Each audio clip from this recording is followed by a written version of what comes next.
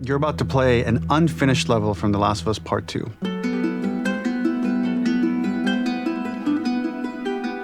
The reason we added this section is there are a few sequences, and we picked the 3 of the best ones, that we cut from the game. Often we build a game that's much bigger than what ends up being the final product.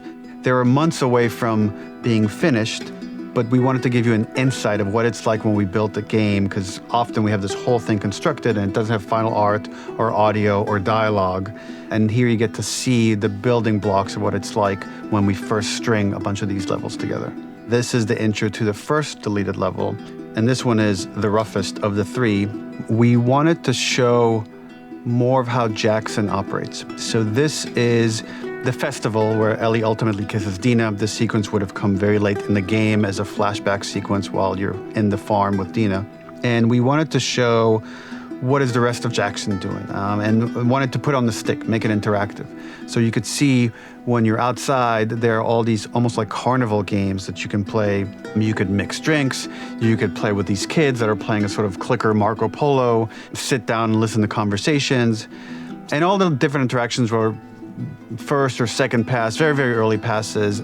The building blocks are there, but nothing is final. And ultimately, while we were very excited by this sequence, it's pretty fun and lighthearted. It just slowed things too much as we're barreling towards the end of the story at this point. So again, reminder, rough, missing audio, missing animation, missing gameplay tweaks, missing dialogue, but pretty representative of what it would have been. So enjoy.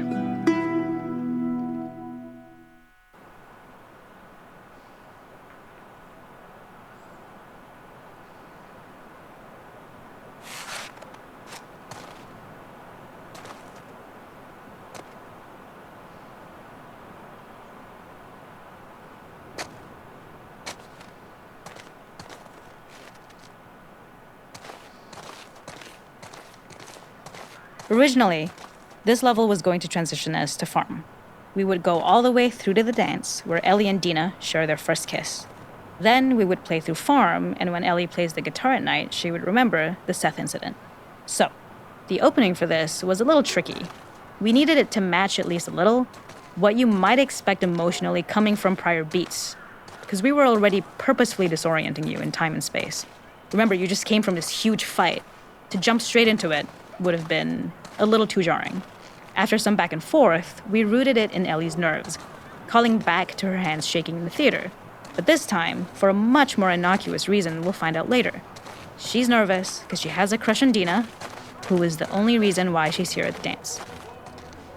Something we really wanted to do was highlight the way their lives had turned upside down since she went down this path. We had this idea of recontextualizing all of our usual gameplay mechanics that were designed for really violent ends. The workbench, door bashes, throwable weapons, and even the infected, which is my personal favorite.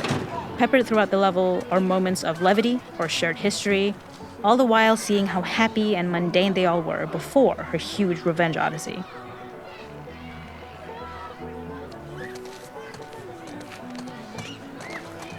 It is not a festival without one of these throwing games. This one, of course, uses our throwable system where you're often chucking explosive things or stunning things, but for a more wholesome purpose, although some people take this game really seriously. A fun aspect of this is if you did well, you could win a toy here. Ellie would place it in her pocket. If you had done this, you'd find the toy with JJ, the baby, later back at the farm. When we cut this, the toy made it through anyway because it was so cute. It is the same one you see on the tractor at the farm. Ollie the elephant. The makeup artist is pretty simple. It's one of those little in-game scenes we peppered in to make it feel like Ellie had roots in the town. Hallie, our writer, mentioned that in her mind, an ex-girlfriend of Ellie's tattooed her arm to cover up her scar. So we figured this might be the only time you get to see that. We wanted to hint at it and allude to it and make it feel like there had been so much more that had been happening and so much more that Ellie threw away.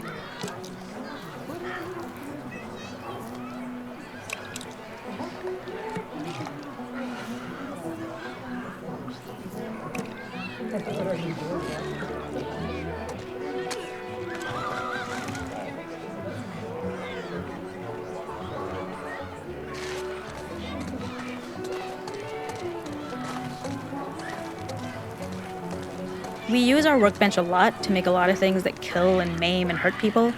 Here, we had the silly idea of using the same feel. harkening back to the same animations, using the exact same UI to instead fix a drink. Like the workbench, you could pick your base, and then you could add something to it. And at the time, we had some different reactions from Ellie based on how strong you chose to make the drink. Something we wanted to prototype, though, before it got cut, was picking up some ingredients around to add, like a lime or maybe a bottle of someone's favorite whiskey or salt, like you were earning upgrades. We also toyed with having Ellie carry around the drink you made and occasionally sip it, psyching herself up to go talk to Dina inside because she's nervous. It got too noodly, though, because she would need to keep placing it somewhere before she did anything, so it would have ended up more trouble than it was worth.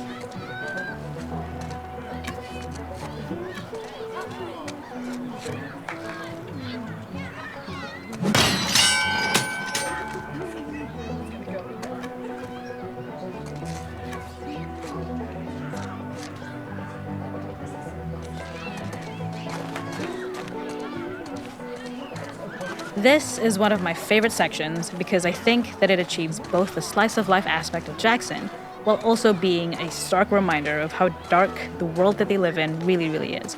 To attract attention and curiosity, one of the kids was supposed to make this adorable, messed up little clicker impression, and the others would giggle. We tried a version where if you got close enough, the kid might try and follow you a little before turning back. Since clickers are blind and move by echolocation, for this game of messed up tag, Ellie must close her eyes and listen for when the children give themselves away. The thought was that these kids are in relative safety. They still grow up with the dangers of clickers and runners, and all those lessons would embed themselves in the games that they play. When the festival got cut, they tried to preserve this moment and move it to the front of the game where the snowball fight is, as a tutorial. However, being in the headspace of a clicker doesn't really teach you how to deal with them. Eventually, it evolved, and they instead made the snowball fight, which was, I think, way more effective. For me, it's character illuminating that not only does Ellie know this game, she plays along. There's a familiarity with the kids that's really nice to see, especially because it's such a difference from the Ellie we see later, who has a sort of hollow normalcy that she's trying to get with JJ, but kind of fails.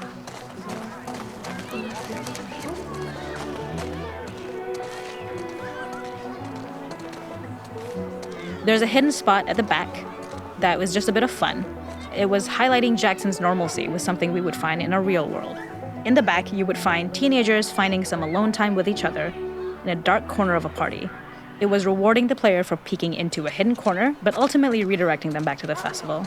We also had versions of them smoking weed here, despite Maria's consternation, probably having gotten it from Eugene.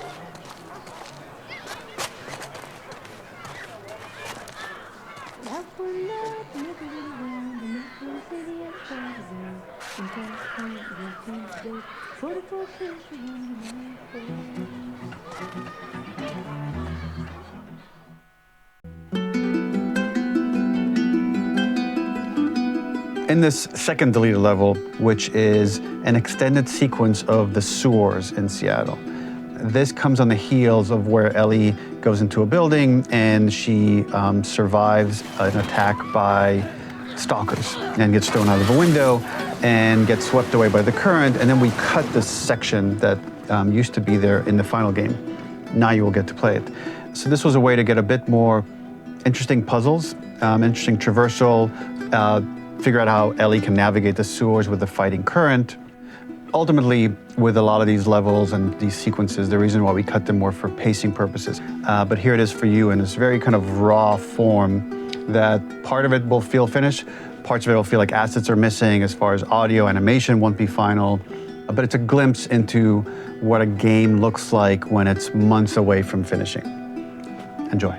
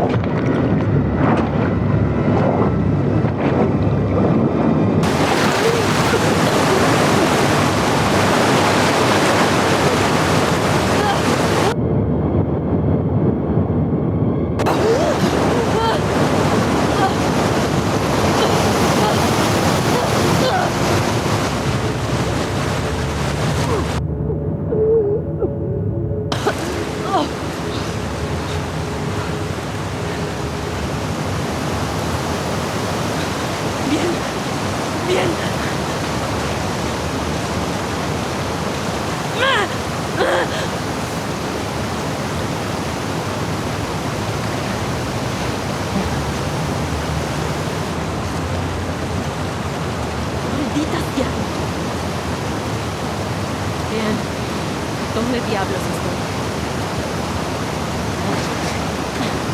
The ladder acts as an immediate goal for the player, but being able to climb out is not going to be so easy.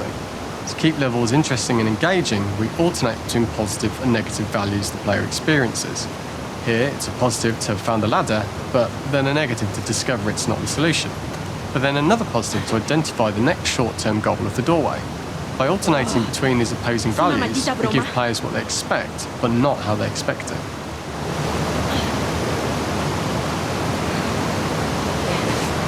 Bien. Tiene que haber otra salida.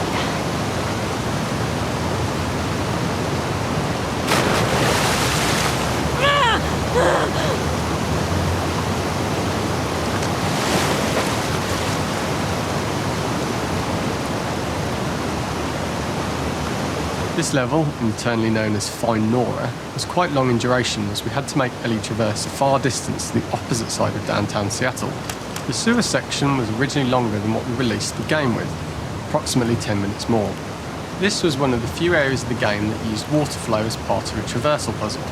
The player has to go upstream to use the current to get to the platform to reach the other side. We mostly cut this mechanic game-wide, however it remained in essence in the section swimming to the aquarium as Ellie when you were avoiding the waves.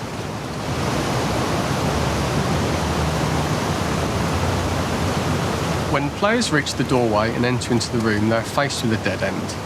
The real reason for this dead-end room is that on the reversal when exiting back out of the doorway, players are faced with the route onwards. A pipe that they'd not been able to see when they were swept past it on the way in, and something that was hidden from view when on the side platforms. The intention here being that the only option is to go off the standard path in order to search for a way out.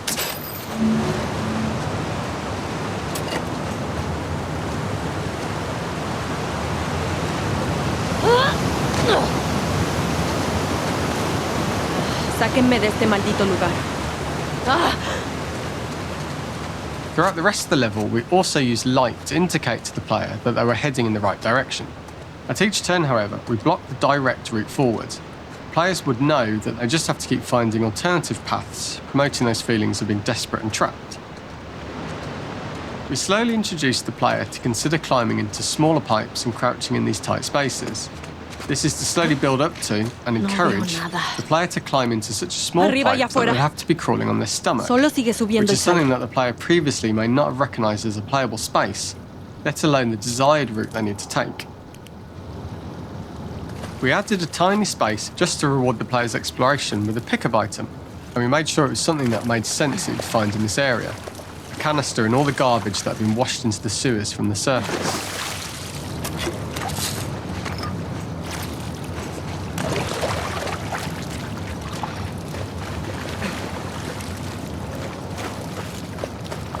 We loved the idea of making Ellie prone through a tiny, dirty pipe in order to get out, as it was a great opportunity to use our prone mechanic. The unique camera setup was created to support crawling in these pipes, as the standard prone camera is much higher above the player. We also created custom collision in order for Ellie to manoeuvre in these tight spaces easily. Initially, the oblong collision capsule around her character caused issues crawling around corners. We put extra effort into the custom corner collision so the movement experience is as smooth as the main game. In order for the player to feel cramped, claustrophobic and desperate, we'd been enforcing the traversal mechanics that allow for a tight environment which promote these feelings. We introduced the use of the squeeze-through so that we can keep the player feeling enclosed and tight, but without repeating the same geometry. Here we change from low ceilings with wider walls to high ceilings and tight walls to change up the spatial pacing and keep the level from repeating itself. Oh, te odio, universo.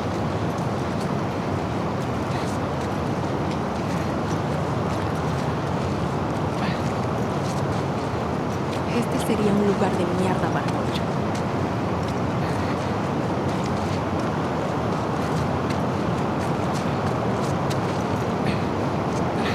Originally, we had the waterline much higher here, so players had to swim through this tight tunnel. However, from watching user test feedback, it was occasionally causing people to discount the route entirely and turn back on themselves. So to avoid any risk of this happening in the final game, we present a lower water level so the tunnel is easy to see and commit to using. Although this isn't as impactful without the prone swim, it's the better decision as it means a smoother experience for the player with no backtracking frustration.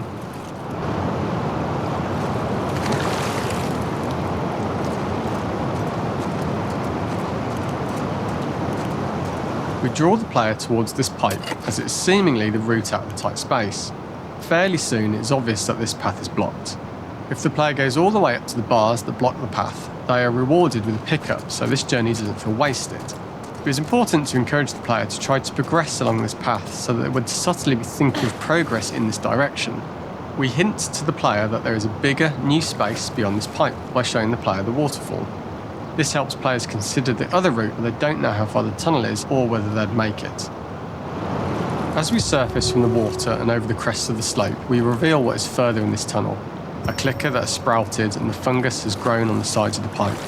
It was great to see people who user tested this area becoming increasingly worried as we forced the player to squeeze past the fungus and inches away from the clicker's face, all the time not being sure whether the clicker might be alive or attack them. Although we aren't as cruel as to force a clicker attack in such close proximity, we do have a payoff for this moment. This clicker momentarily turned into Joel to show Ellie's PTSD from what happened to Joel at the start of the game. Ultimately, we decided to save this moment for the farm level, as it was more impactful there because it could become the centrepiece of that experience. Whereas in the sewers, we weren't able to make it as much of a narrative point and give it the breathing room and reaction time that it deserves, given the tight space.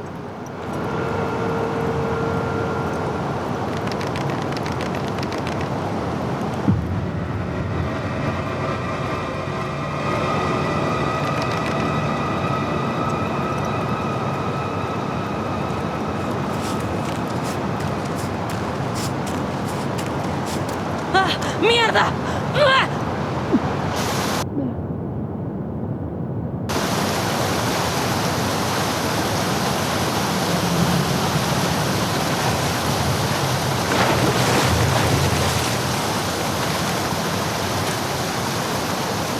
For the final section, we eventually opened you out into a wider area as you traverse through such tight spaces leading up to this. So changing the environmental pacing makes it begin to feel like we're coming to the end of Ellie's ordeal. An earlier iteration used the current that was shown at the start for a slightly tougher traversal puzzle to conclude the sewers. The ladder was clearly visible from most of the area, but the player was faced with a fast-flowing torrent of water they couldn't cross. If the player attempted to jump into the water, they were not able to swim across the ladder due to the water's speed. But instead, they had to traverse the pipe running along the top of the space in order to get across the water. This is the first time we get to see stalkers that are embedded into the walls. So this optional room is a nice little early extra that the player gets if they explore. We also use the pickups to lure players over to be close enough to trigger the stalker's attack. This caused quite a few jump scares with user testers who played our game before its release. Muy bien.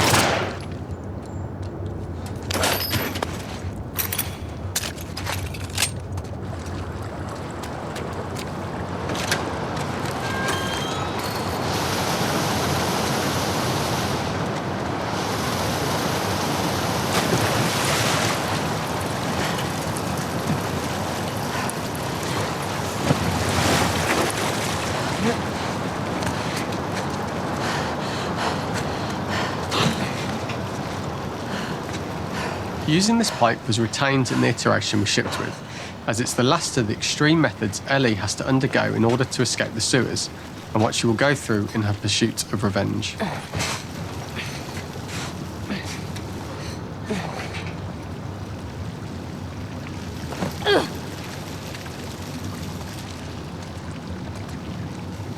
The last ladder climb is quite lengthy, and although we could have trimmed it down to a shorter climb, we liked how this last segment of the journey built anticipation for whether there was success at the top or not after all you've been through. Ultimately, the ladder exits out into the subway station, which is how it connects in the final game. Ellie then has to find her way to the hospital from here, crossing paths with the scars for the first time.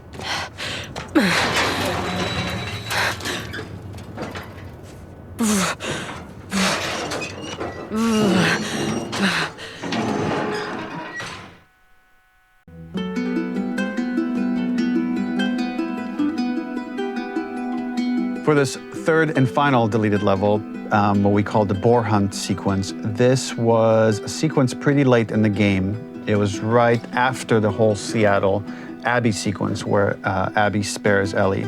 And then we wanted to come back into Ellie's story, but keep it a bit mysterious of how much time has passed, where is Ellie now?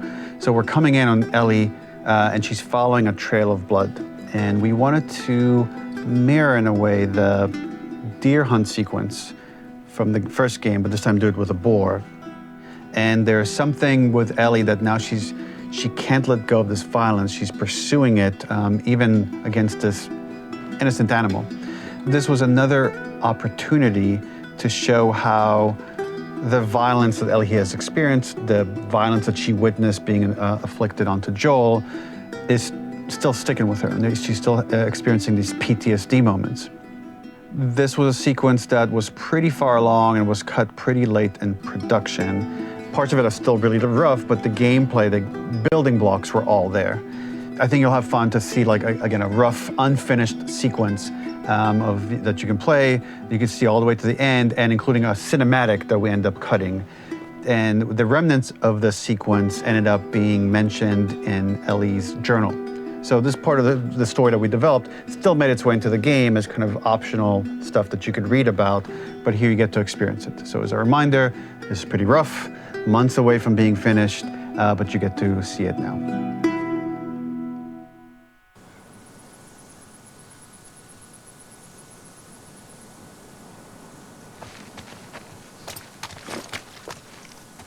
So the boar hunt was one of the hardest levels for me to work on. It was a huge challenge with the systems that we had, and we kept trying, but it never felt quite right. Originally, the level happened after the Jackson Festival, which also got cut, but before Farm. Once the festival got cut, it became the prologue to Farm. The intended experience is that we jump forward in time after the fight with Abby in the theater. We don't know where Dina is. We likely assume she's dead because she was just bleeding out. Ellie is alone. Her hair is short. So maybe this is the future or the present. And she's hunting. Hunting who? Abby still?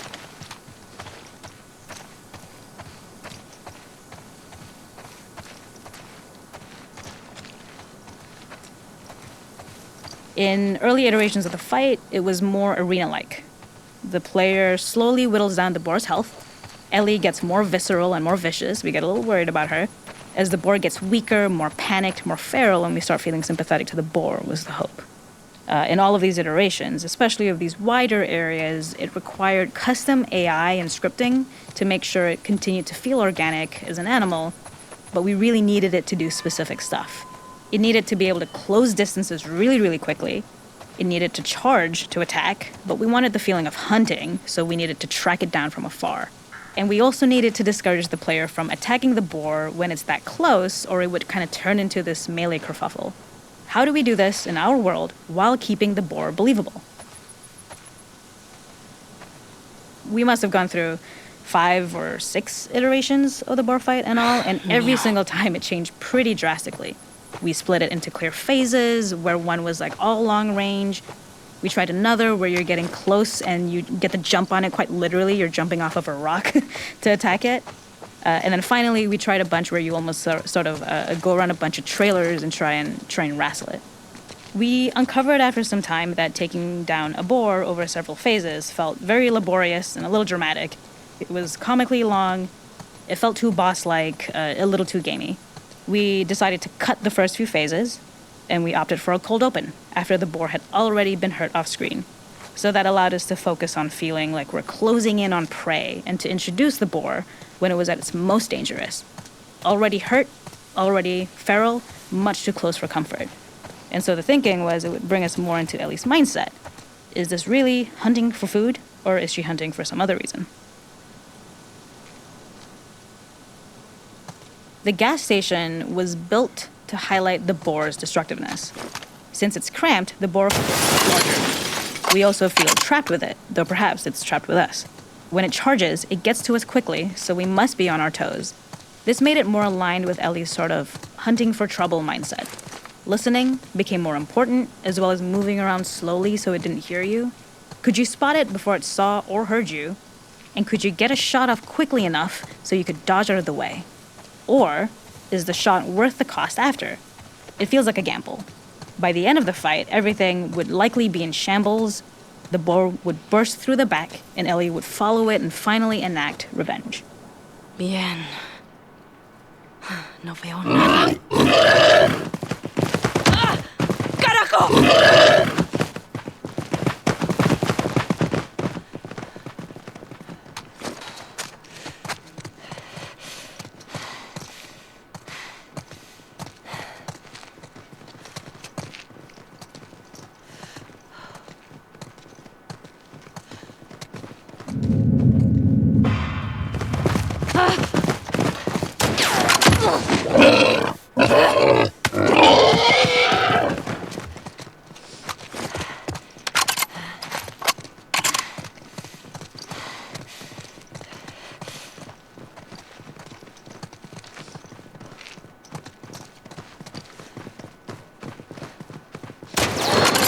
Te tengo.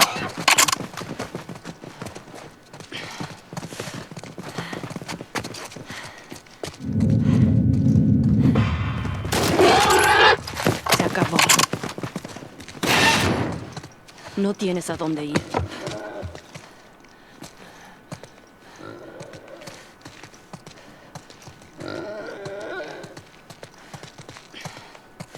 The boar kill was supposed to be anything but glorious, with the boar whimpering at the back of the gas station after Ellie's relentless hunt. After this, hearing the drone that we kind of come to associate with Ellie's trauma, we would hard cut to the stream where she's washing her hands and holding rabbits that she hunted, about to return to Dina, and there would be no mention of the boar.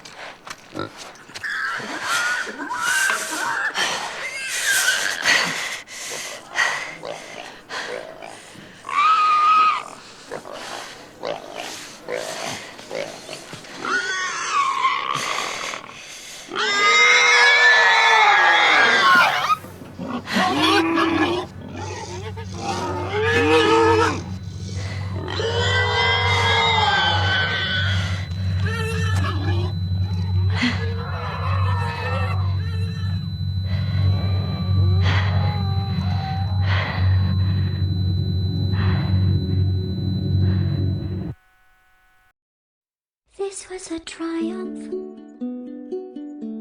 I'm making a note here, huge success. It's hard to overstate my satisfaction.